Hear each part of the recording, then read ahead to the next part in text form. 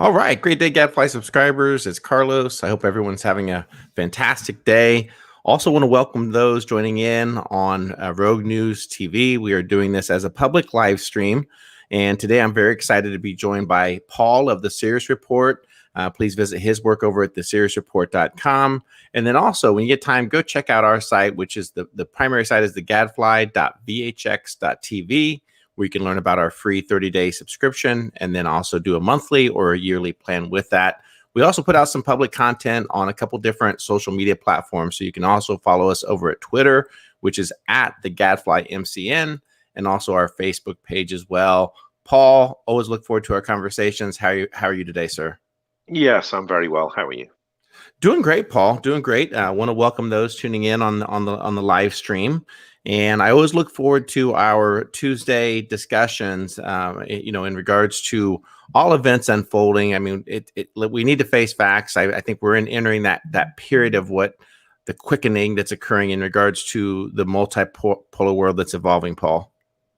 Yes, very much. And we've talked extensively about that for as long as I've known you. And I've talked about it quite a few years before that. Really, the first time I started discussing that was probably around about 2012, something like that. But I wanted to talk about some aspects of how the financial system, or the sort of dollar-centric Western financial system, operates, because for me there is some big fundamental gaps in people's understanding, and this has come about because the alt media fuels an idea, and then it sort of gravitates very quickly around a lot of alt media, and then a lot of people start discussing it, and it becomes an established fact. And in fact, it isn't necessarily an established fact, and quite often it's quite misleading. And one aspect of that, and we have talked about the ESF and the Exchange Stabilization Fund before, and its real significance. And it is far more significant than the Federal Reserve. And in fact, the Federal Reserve is nothing more than a conduit for the ESF. And anyone who doesn't know what the ESF is, well, it's actually an arm of the US Treasury, meaning the US government. So the US government's always controlled the Federal Reserve. And one small example that highlights this, and people talk about the gold confiscation that happened in the early 30s in the United States and said, yes, but the Fed took all the gold.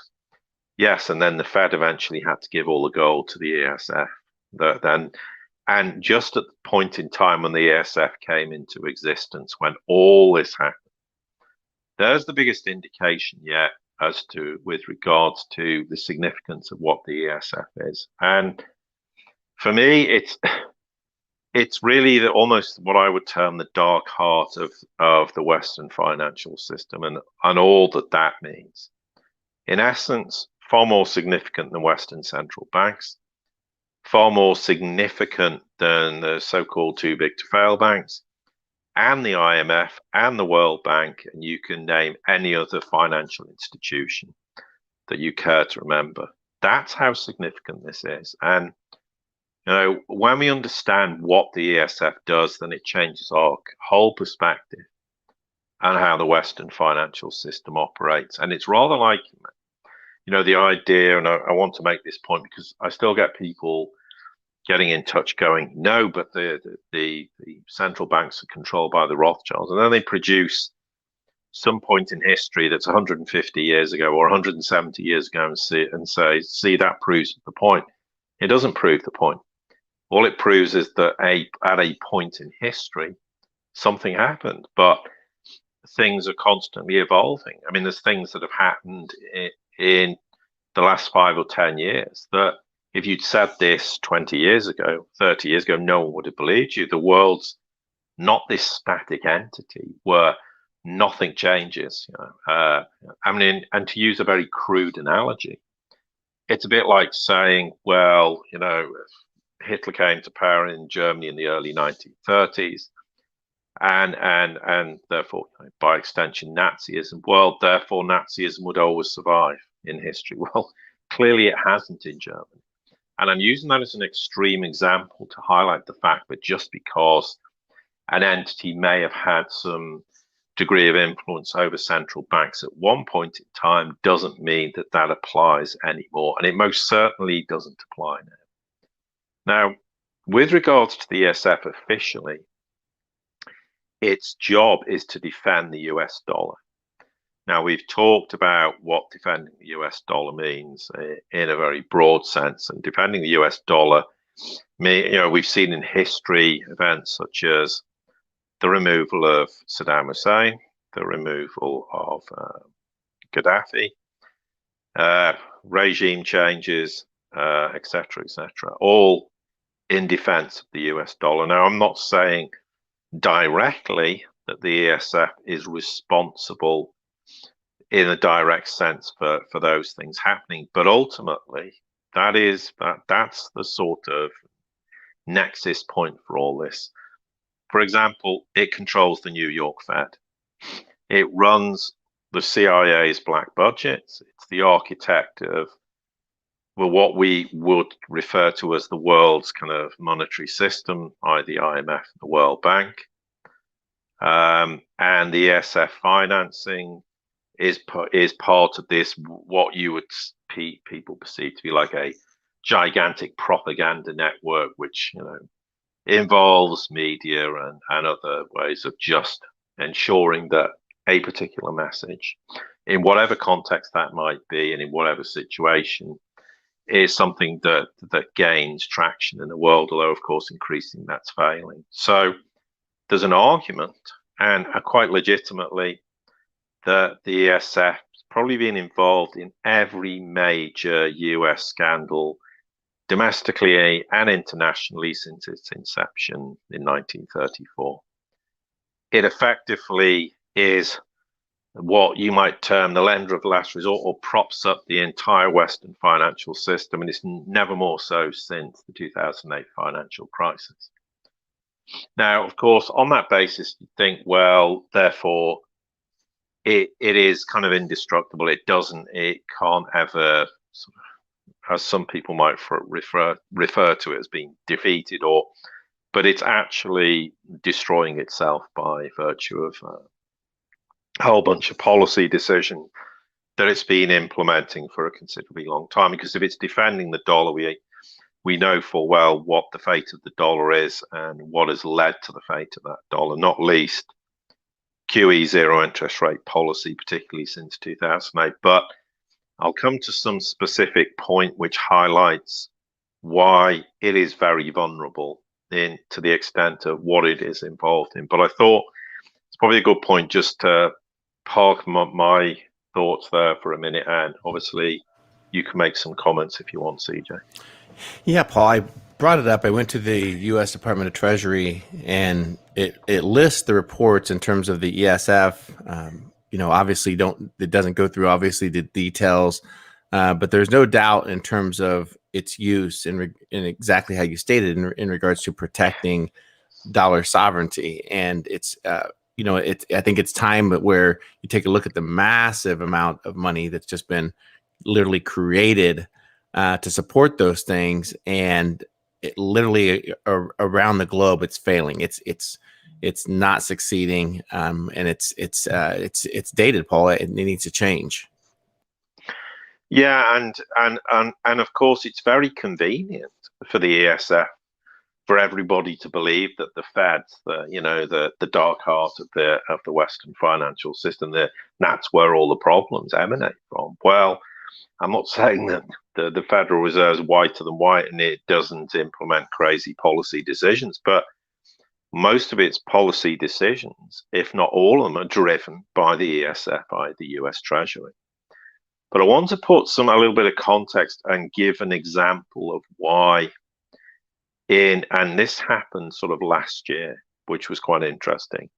Because if you look at the role that the ESF plays in terms of LIBOR, it kind of provides some insight into just one of the activities they're involved in. Now, obviously, there is foreign money and huge carry trades. Now, a carry trade, just in case anyone doesn't know, is where an entity borrows money at a low interest rate in order to invest in another asset to provide a higher return. And that's typically in the foreign exchange markets. Now, obviously, last year that started to become a problem. And this is the reason why, and it was for the ESF. In terms of the ESF, obviously, much of what you would term outstanding medium and long-term interest rate swaps held by large derivative houses effectively has the ESF as what you might term the receiver of fixed rates on a non-spread basis, which effectively means the ESF is paying to parties a 3-month LIBOR in exchange for fixed rate payments. Now, that becomes a serious problem for the ESF when the 3-month LIBOR exceeds the 3 and 5 year bond rates. And that happened last year. The reason that's a problem is it would put the ESF in this position of having a negative carry on what could arguably, and I think, is hundreds of trillions of swaps. So there's one example where market forces can operate in such a way that they then start to have a major problem. Now, obviously, the 3 and 5 year bond rates now exceed the 3-month LIBOR. The other question is with regards to the ESF, and we've talked, or Mark Skidmore's talked about the missing 21 trillion, which I think he's now saying is nearly 100 trillion. And from my perspective, I would suspect there's probably $200 trillion missing. But obviously, for me, the ESF has clearly siphoned off or siloed enormous tens of trillions of dollars or more. And because obviously there needs to be a slush fund, because we've got all these enormous US government debts. You've got enormous volumes of foreign dumping of US treasuries. There's the ongoing suspicion of constantly propping up failed banks, not just what we saw in 2008. And therefore the argument is, okay, to what extent does this, how much of this enormous slush funds left, and how easy is it now, given, of course, increasingly foreign nations are dumping enormous amounts of treasuries? I mean, people look at the tick report and say, oh no, but China's got this many treasuries. Or, well, as I said only recently, and I'll make the point again, the Cayman Islands as a government doesn't have $220 billion of US treasuries.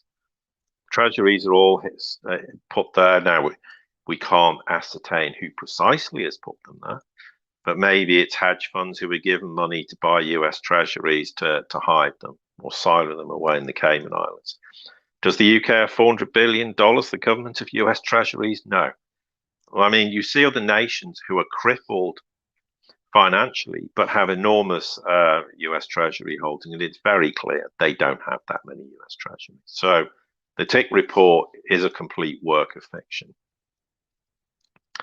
What we also know is that the ESF is involved in all sort of markets of suppressing things or pumping things up. So, I mean, they've certainly suppressed the VIX by selling VIX options. So obviously, all this does is fuel the whole thing where we know that the equity and debt markets are enormous bubbles. And the question people always say is, okay, at what point are those bubbles going to burst? Well, there comes a moment when collectively the world's going to say, and because we know that no foreign entities are really buying US government debt. Because, and obviously, effectively, everyone goes, well, the Fed's buying all the data. Well, effectively, it's the ESF getting the Fed to buy all the data.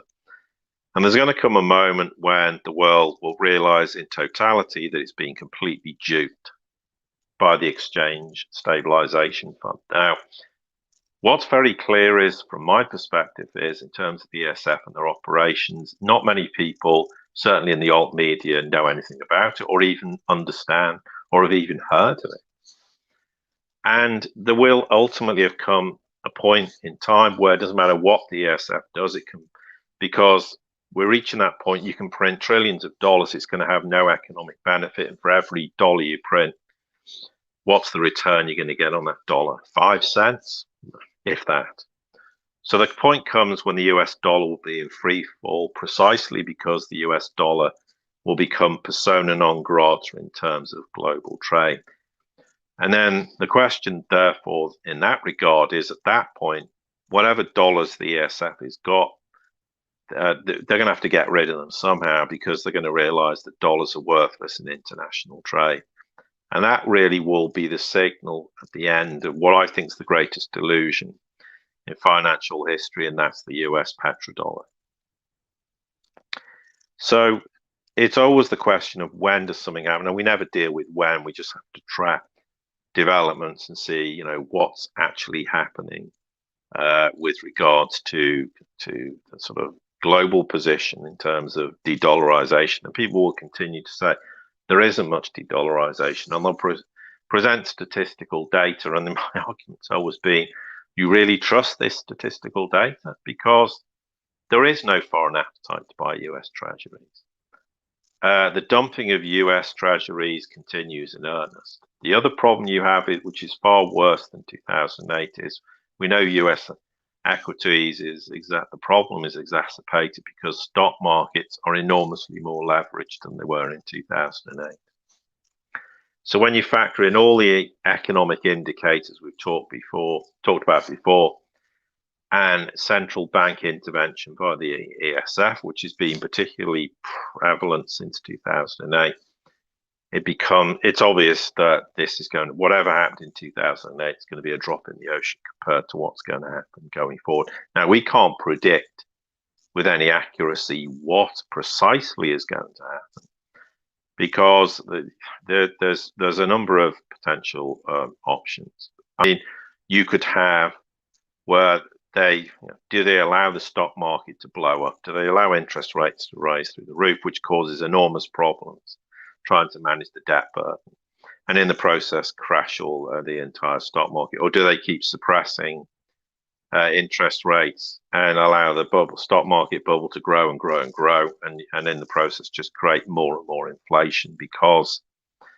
obviously the money's now not staying siloed inside Wall Street banks, but it's ending up obviously in Main Street. With regards to gold, we often get people saying, well, I just don't understand, why is gold the way it is? Why is gold the price it is? Apart from the obvious manipulation, but there's some interesting historical context, because and this was, for me, was an interesting development in 2011, because around the summer of, it's almost getting on for a decade ago, during what was the EU sovereign debt crisis, moves were made at that point to ensure that gold didn't threaten this, what I call, this Ponzi credit and debt system. So they drove the price of gold down. At that point, it was a high of 1,920. And then it got down to its 2015 low of $1,100. Okay, we subsequently saw it get over $2,000 last year, and there's been a huge attempt to suppress the price again, but there is the degree of success has been anything but what they managed to achieve in 2011. As we said, it got down to $1,100. It's currently, I think, around 1,780.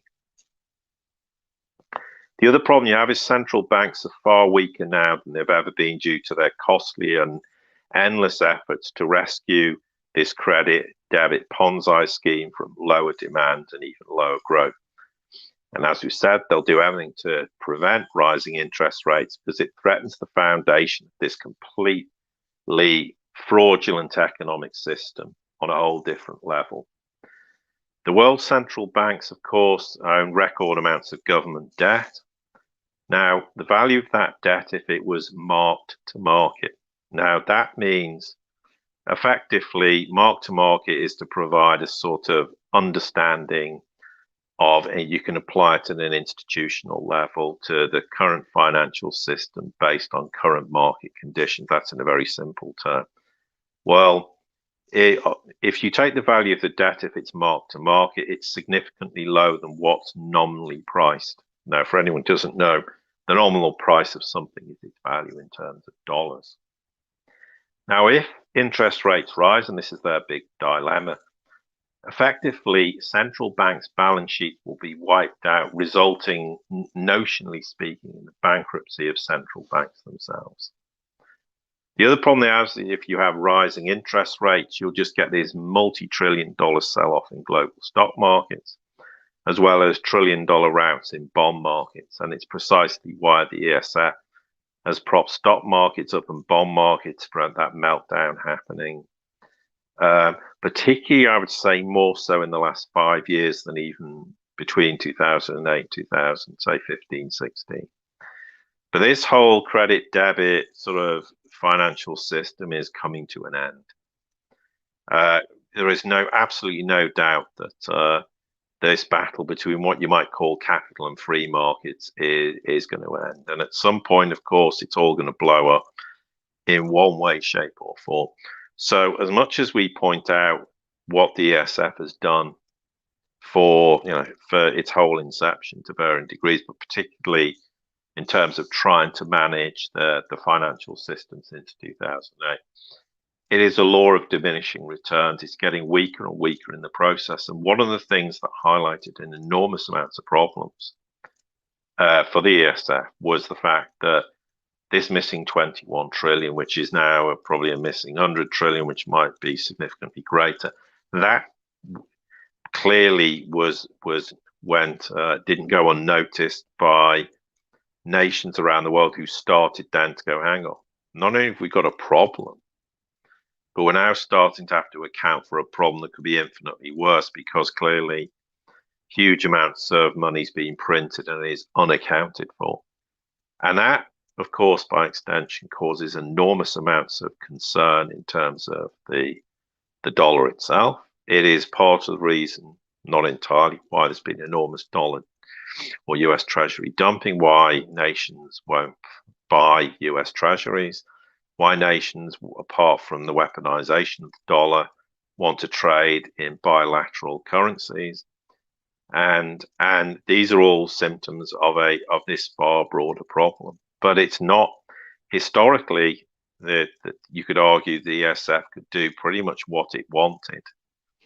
But there was always kind of a tipping point, and 2008 was that tipping point when effectively the Western financial system was over. All it's done since then is keep trying to keep it resuscitated, to the point that really the pandemic was the final nail in the coffin lid. And why I keep saying, when people say the pandemic's this big planned event to crash everything and destroy everything, and it absolutely couldn't be further from the truth, because you wouldn't have gone to all the efforts since 2008 to prevent a collapse, only to then suddenly decide in 2020 that you want to now crash and collapse everything. The reason they don't want to crash and collapse everything is because, as I've said, once the Western financial system is dead, it's dead. You can't resuscitate it. It all depended on the world agreeing to obviously buy US Treasuries, give the United States $3, and through coercion or just cooperation or vassal status or whatever it was. It all depended on that. And the reason it's now really collapsing in earnest is because the world's rejecting the dollar. So if the world's rejecting the dollar, you can't somehow convince everyone that when it's collapsed, oh, by the way, we've got a new dollar, and you all go to buy into the same nonsense that you finally realized was nonsense and was a complete Ponzi scheme, effectively, in very crude terms. That nations are not going to buy it, and that's precisely why the US wants to challenge the multipolar world and doesn't want to see the ascendancy of this new reality, because it completely challenges everything the Western financial system stands for. And 2020 was a huge turning point, as you said, because suddenly the problem became an economic problem, not a financial problem. So it wasn't contained in this bubble in Wall Street and banks, etc. It became a problem where they had to bail the real economy out. They had to pump trillions of dollars, not to create economic growth, just to prevent economic collapse, which is why the UK is a good example. We'll have furlough for a period of time, and then they just keep extending furlough all the time, because they know full well if they don't, 5, 10, 15 million people will suddenly not have a job. and that will cause enormous problems, and not least in the fact of how, what's the fate of these people who have suddenly, lose their jobs to that extent. There isn't going to be any jobs for them. So it's an entirely different problem managing a bubble and thinking you can normalize it. Since 2008, when it blows up and ends up in Main Street, you've got an entirely different problem. And here's the other thing: if they just wanted to collapse everything and reduce us all to serfs, they wouldn't be doing all this bailing everybody out and giving people enormous, jobless benefits, or furloughing people and doing everything to try and make sure the masses don't collapse, because they know full well if that happens, they have a problem that is completely unmanageable, because again, you can't determine what 300 million Americans are going to do, or 65 million UK residents, or whoever, or whatever nation it might be. So it's an important thing to mention why so much of people's perspective on how the financial system operates is incorrect. They have a lot of assertions and assumptions that have just become an established fact when they're not an established fact. And, it's like I always say when people say shut down the Federal Reserve. If you shut down the Federal Reserve, well, you might as well, the entire Western financial system would collapse.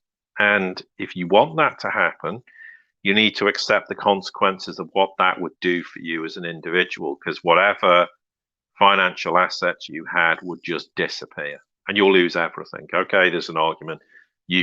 But you can invest in other things like gold, silver if you want to, or whatever it might be, but that's an entirely different situation. Be careful what you wish for, and be careful that for all the faults we can levy at the Federal Reserve, there are important critical functions that, if they don't fulfill those critical functions, would create an enormous destabilizing effect that we can't understand the consequences and the outcome of, and we should be extremely careful wishing for things to happen when we don't understand the consequences and the fallout of that. There is a risk, of course, that someday that could literally happen, but hopefully we don't get to the point where things are that bad, and someone at some point will realize there has to be, and I use it in the looser sense of the word, a kind of Bretton Woods type thing, where it's not Bretton Woods, but you just get a group of principal nations who have to sit there and go, okay, we've got an enormous problem. What are we going to do with it? And how are we going to deal with this? Doesn't mean it will happen, but it should happen. But as I always say, there are critical functions that exist inside central banks. There's critical functions that exist inside banks themselves, and they have to continue. If they don't, you have catastrophic problems. And I know how payments and critical functions exist in banks, because I had direct exposure to that. And it is absolutely critical. That doesn't just collapse in the blink of an eye. So we need to understand better how the system operates. And I'm not a supporter of it in any way, shape, or form, and I've made that very clear for a very, very long time. But equally, we have to be extremely careful that we don't wish for things to happen that could have huge blowback for all of us on an individual basis, because as soon as you introduce chaos into Western societies, you don't know what the fallout's going to be. We're not used to dealing with chaos. We're not used to dealing with extreme adversity. And therefore, we can't quantify how people will react to that. And there could be people who react very badly to that. That might affect us on an individual or collective basis. Yeah, very well said, Paul. Paul, as we pivot and we start to think about some of the indicators and some of the changes that are occurring in terms of what other countries are doing to change outside of the dollar, we're starting to witness quite a bit of recent developments in particular with Russia and China. Yes, hugely so. And we can go back and sort of provide a little bit of context that these developments have been going on for a number of years. One of the principal things that was a driver for this was, ironically, the Ukraine Maidan. We've said this before, where suddenly not just Russia, who felt threatened that the US might try and exclude them from SWIFT, but obviously took action to try and implement sanctions to cripple the nation and obviously drive it into a war that never happened. This not only alerted Russia to the problem, but also China and many other nations. And as we said before, it's no surprise that literally within months of the obviously when the Maidan happened in 2014, China and Russia signed this enormous energy deal in non-dollar terms. But in terms of developments, I mean, obviously we spoke before about the digital yuan, which is in development, which effectively is a way to internationalize the yuan. You can put hubs in every country, or you might have certain hubs in Europe, or you might put a hub in the Middle East somewhere, and it can be very easily become a method for international payment, which would cause enormous damage to the dollar and extremely quickly once it's implemented. People keep talking, well, the dollar's got decades to survive. Well, no, it hasn't got decades, and certain moves could be made which would massively accelerate its demise. But what perhaps a lot of people don't realize is that China has, I think, now over 30 RMB clearing banks established globally. Even as 2 years ago, and it certainly increased then, the Chinese effectively interbank payment system, the CIPS, now covers well over 160 countries and regions. It has dozens of direct participants and at least 1,000 indirect participants. So we can consider, obviously, this is the ongoing deepening of the RMB internationalization. And obviously, the RMB cross-border payment system will become a global trading system in the future.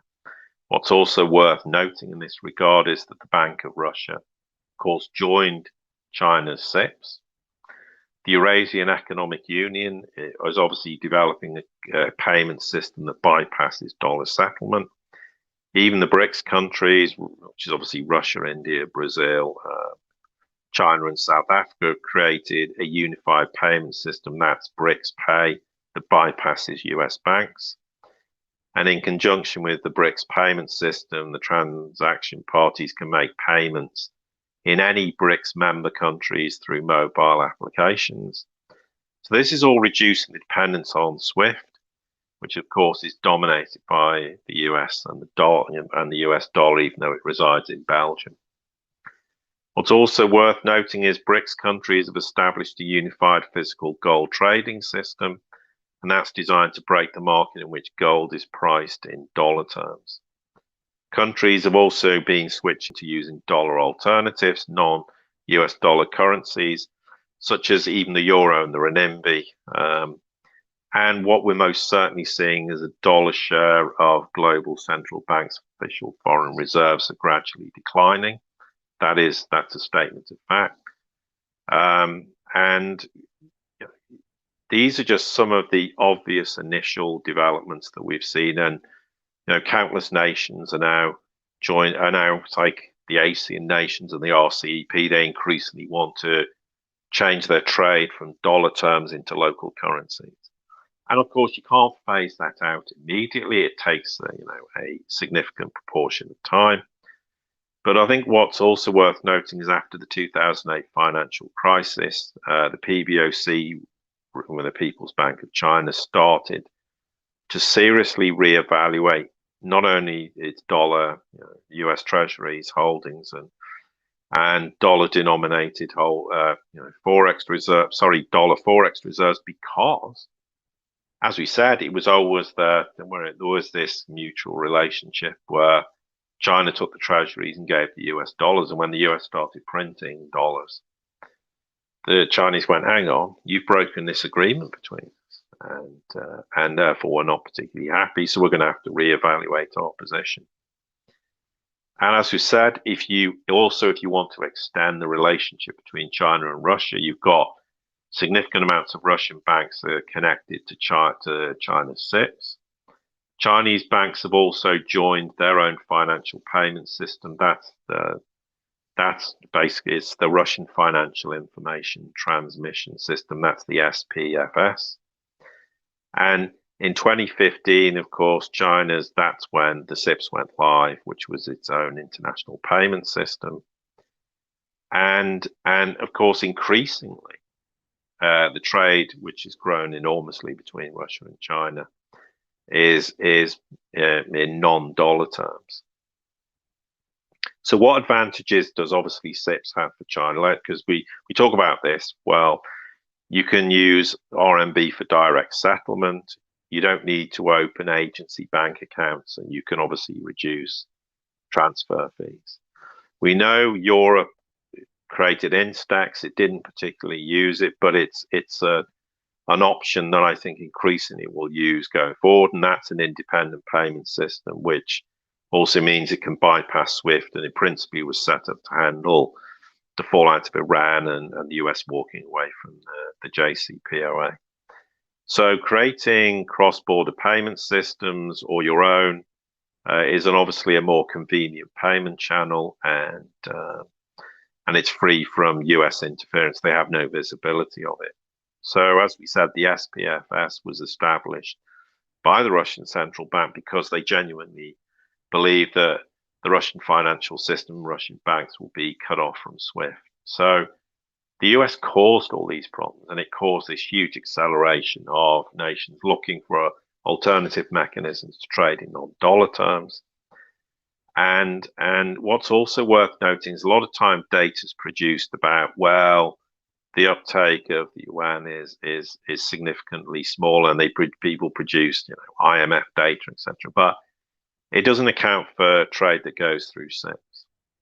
It doesn't take into consideration any of these clearinghouses that exist, as we just said, which I think is now in excess of 30. And also, it doesn't take into account the amount of trade that is conducted, bearing in mind if you've got SIPS covering 160 plus countries and regions, then therefore the internationalization of the RMB is significantly greater than perceived wisdom. I'm not saying at this point it's challenging the dollar, although the dollar is getting weaker, ironically, to some extent, as a result of more uptake in the euro. But that's come about in part because Rosneft is an example where it stopped trading in dollar terms and said to the Europeans, well, if we're going to trade in energy, we'll trade in the euro with you. So it is an established model. It is growing and expanding, and nations are now clearly starting to see the advantages that, when Russia effectively has weaned itself off dollars, it's effectively dumped all its US Treasury. I think it's probably got $3 billion left, which is just nothing.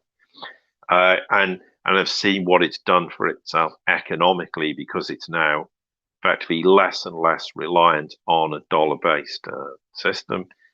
They're going, hang on, we can benefit enormously as a result of this. And there is a cascading effect. And when people say, well, the world's not de-dollarizing, my argument to them is, well, explain to me then why the Fed just has to keep printing trillions and trillions of dollars, and it's because the rest of the world won't buy US Treasuries.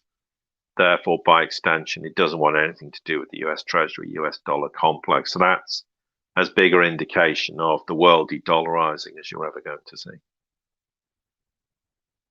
Yeah, it's it's interesting, Paul, just in terms of monitoring it and seeing the transition that's occurring, not only first and foremost in energy that we're witnessing in the Middle East, where they're brokering a lot of deals outside of the petrodollar. You're following that up with a massive change in payment systems away from SWIFT. And then the final conclusion of that is looking at some sovereign digital type currencies for domestic trade and payments. So I think that the writing is pretty much on the wall. I've heard the same theory that people argue that the dollar can go another 50, another 100 years. However, you can just look at throughout history in terms of reserve currency status, and I think the dollar has, exceeded that in the number of years by at least 10 to 15, and it's it's just not possible, Paul. It's part of history. There's cycles that occur, and we're experiencing one of those cycles currently. Yeah, and let's just put this in some context again. We're slightly repeating ourselves, but I think it's worth pointing this out. If there's effectively no foreign buyers of treasuries, the Fed becomes the sole buyer. No one can deny that budget deficits are continuing to balloon in the US. It happened during the Trump administration, and it certainly wasn't going to stop during the Biden administration. So they continue to increase. So there's a need for additional US treasuries, which obviously, foreign entities are not going to provide. Unfunded liabilities are continuing to grow. I think we're going to start to see some of them appear on the Fed balance sheet. So what's the implications of all this? Well, effectively, as we said, foreign central banks stopped increasing US Treasury exposure back in 2014-15.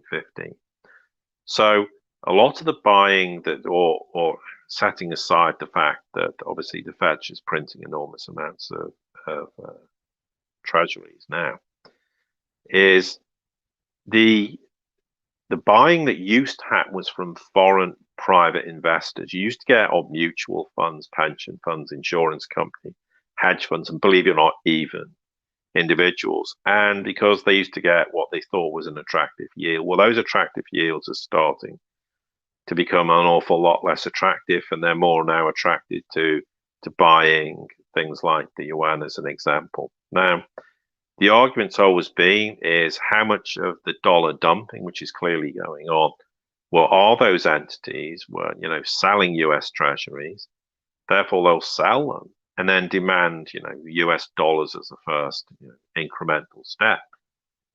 But then the question is, then what happens if they then move to other currencies as a second step? Well, banks would quickly are going to run out of US dollar liquidity.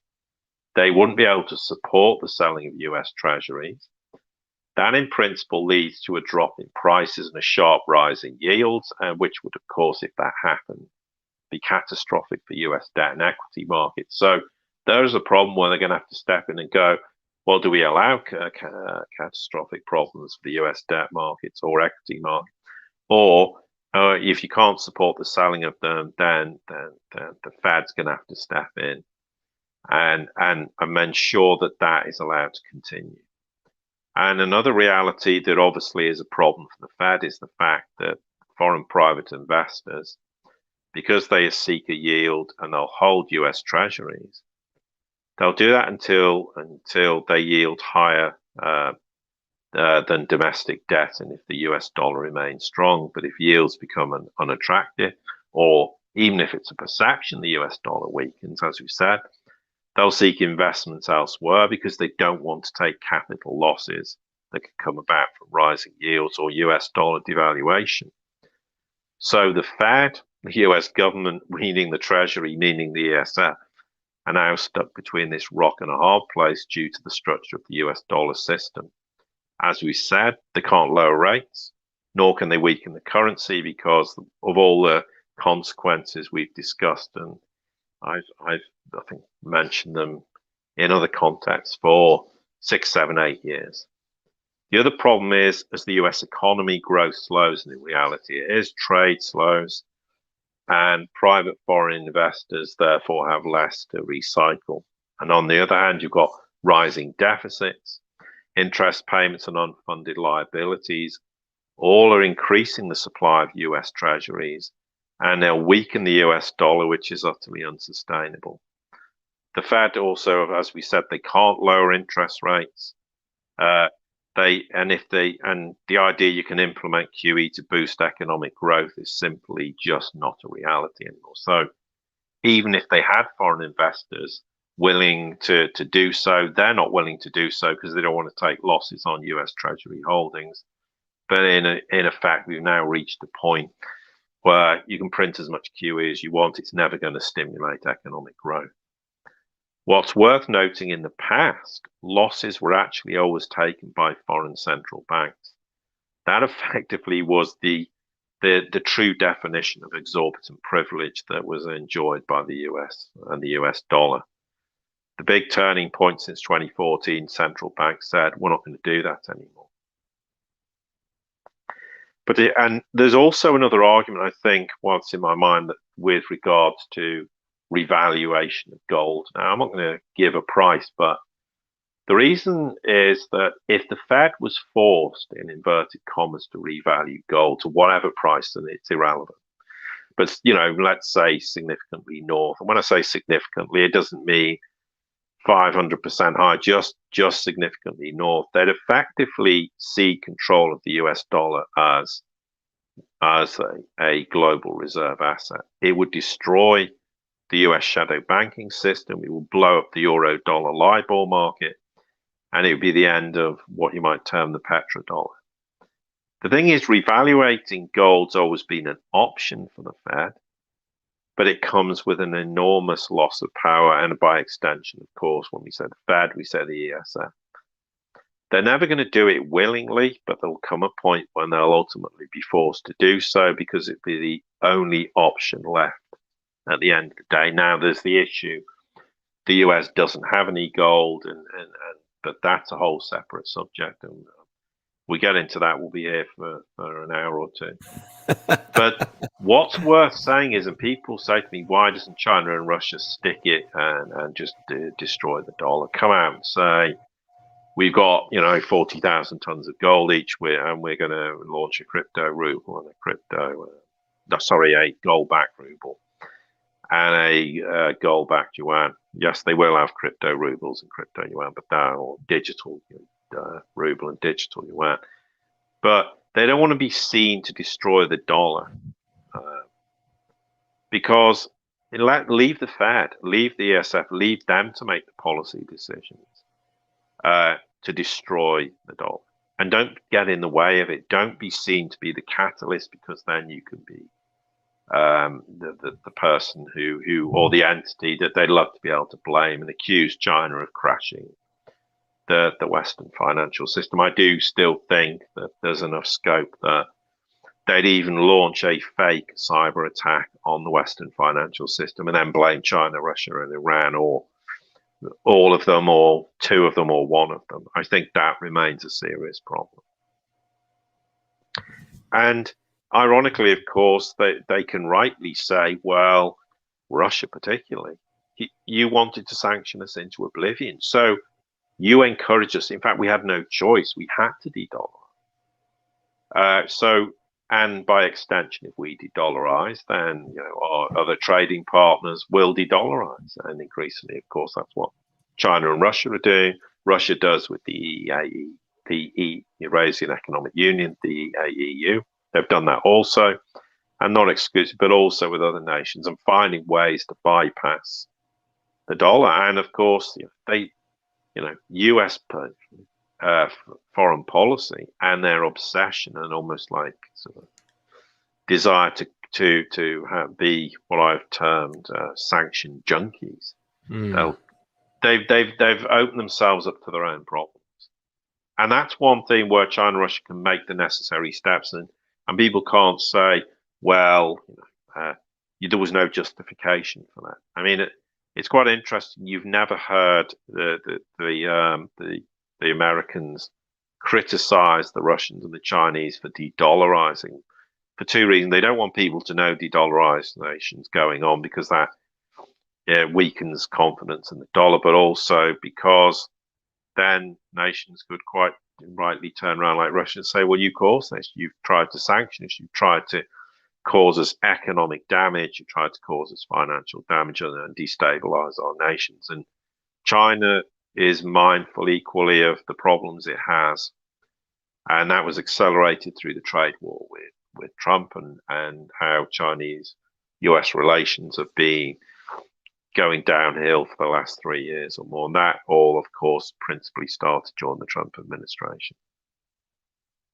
And in the process, of course, the Fed and US government policy, US Treasury policy, ESF policies destroying the dollar, as was very predictable many years ago. So they're causing their own demise.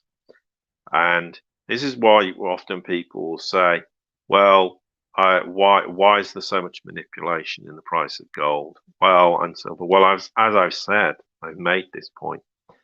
There's this kind of strange irony to the fact that if gold's at $1,700, then a lot of institutional interest would be pretty muted. I mean, when it got over $2,000 last year, briefly, then there was enormous amounts of interest suddenly from institutional investors. But if, for argument's sake, you revalue gold, and I've said this, like $2,500 an ounce, $3,000 an ounce, that would be a major catalytic event, which would see control of the US dollar as a global reserve currency, would destroy the US shadow banking system, the euro dollar LIBOR market, etc., etc. That's why there is an enormous desire to, and it's one of preserving the dollar because it's a matter of national security, to do everything to try and suppress gold and, by extension, silver price. And that's why I've always said you won't see the price shift significantly or in a sustainable way until the paper markets are broken. And the paper markets can only be broken when there is so much physical demand that it's impossible to manage the physical demand that's wrapped around the paper markets, because there's people who would logically think they own gold, but they don't. There are people who would seek demand for delivery in those situations, which would cause the COMEX and the LBMA enormous headaches. And we've seen clear evidence of that last year to some degree, not to the point of capitulation, but it certainly caused them enormous headaches. But if you revalue gold, the flight out of dollar denominated assets into gold would be enormous. And that would kill and break the dollar, US Treasury financial system effectively.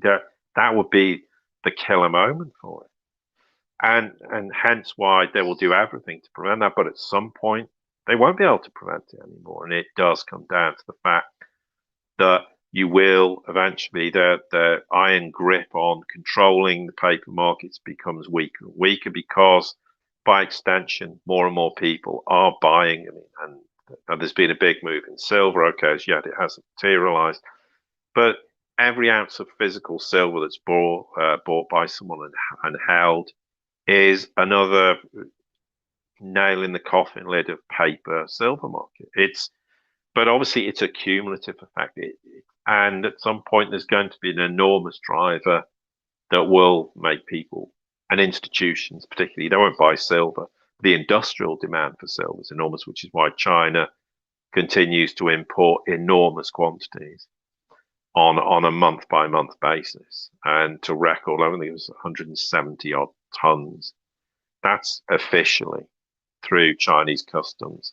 They also import a lot of silver that goes through strategic reserves that no one records those figures. No, there's no reference to them anywhere. They're strategic reserves which are a matter of their national security, and nobody except a very few people have any understanding, and that's where their gold sits also. So the idea, well, they've only got 2,000 tons, of course, is nonsense. Never mind for the reasons we've stated before, just alone in terms of domestic production. But this is why there's a big push to try and suppress the price of gold and silver, and why I made the point back in 2011 when gold rose to 1,920 on the back of obviously the sovereign debt crisis in Europe, that they then had to do everything to try and smash that gold price and keep it down, because there was no way they could allow that to get out of hand and out of control at that point in time, precisely for the reasons why I've just said. If it carried on, you'd have then seen an enormous move out of the dollar into gold, because by extension it would have just carried on and on. And the thing, if the sovereign debt crisis had got out of hand in Europe eventually, because of how the entire Western financial systems lassoed together, it would have become a systemic problem. And again, if gold had carried on and reached $2,500, $3,000 an ounce, for argument's sake, things would have blown up in 2011, 12. And of course, that couldn't be allowed to happen. So it's all perception. The paper price is the perception that that nobody really should worry about owning gold. The dollar's perfectly safe.